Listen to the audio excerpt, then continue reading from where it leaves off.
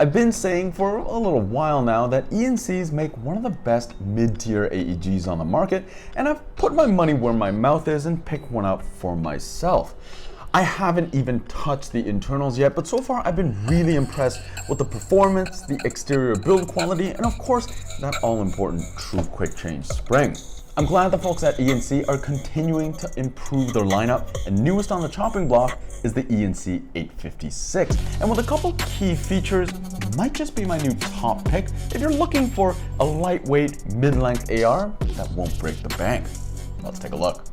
Starting with one of the key features to any AR, let's talk about this rail system.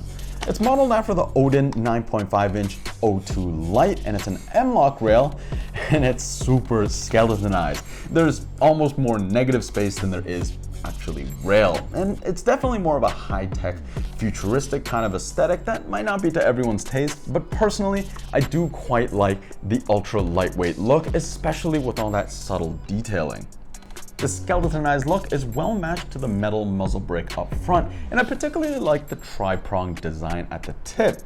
Of course, if it's not your particular flavor, underneath is your standard 14mm counterclockwise thread. There's a total of 12 M-LOK slots on this rail at the 3, 6, and 9 o'clock positions, and some strategically placed Picatinny rail, some at the front for your iron sight, and also closer to the receiver in case you want to bridge an optic over that receiver rail gap. It's nice that they include 3 M-LOK rail panels with the gun, so you don't have to source them yourself, and they also fit the rail perfectly, which can be somewhat of an issue when you cross different brands. There is a cutout at the top of the rail, which sadly does not have any M-LOK slots, but I believe its primary purpose is for a more comfortable grip over the bore of the rifle, and that combined with the smooth M-LOK slots really does make a very comfortable grip, especially without gloves on.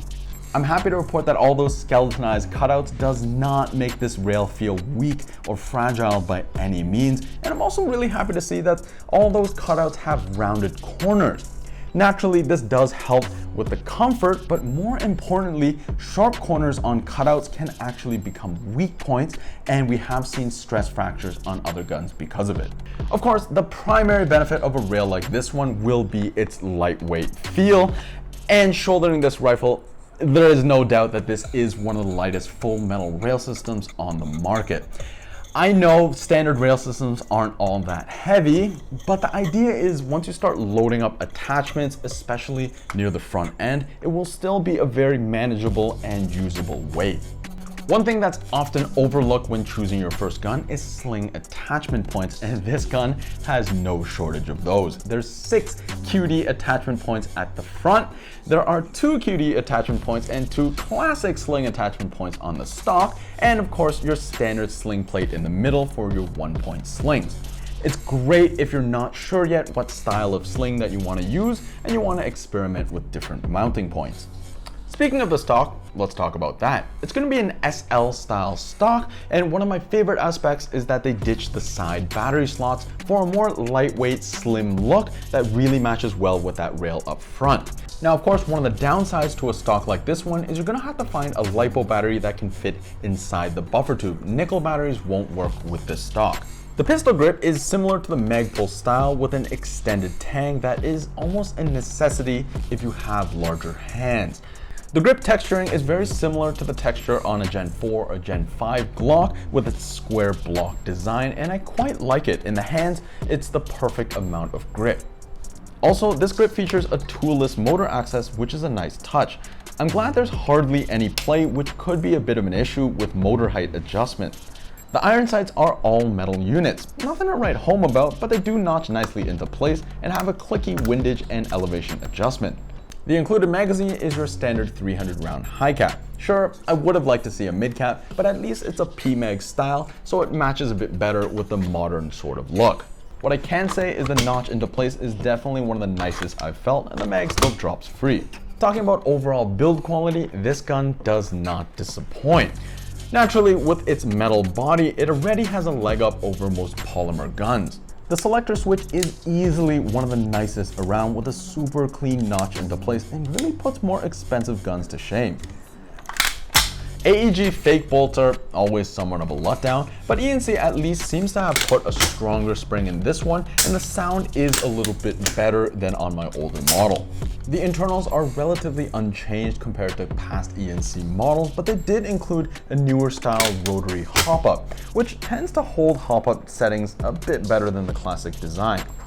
My only complaint is the lack of adjustment notches or numbers, but at the same time, this will allow for finer adjustment.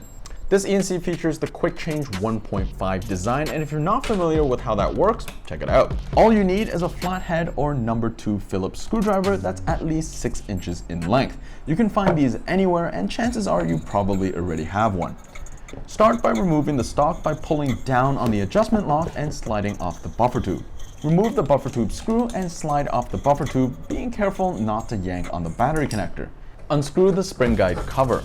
Note that the buffer tube screws into this instead of the spring guide, making a much stronger design.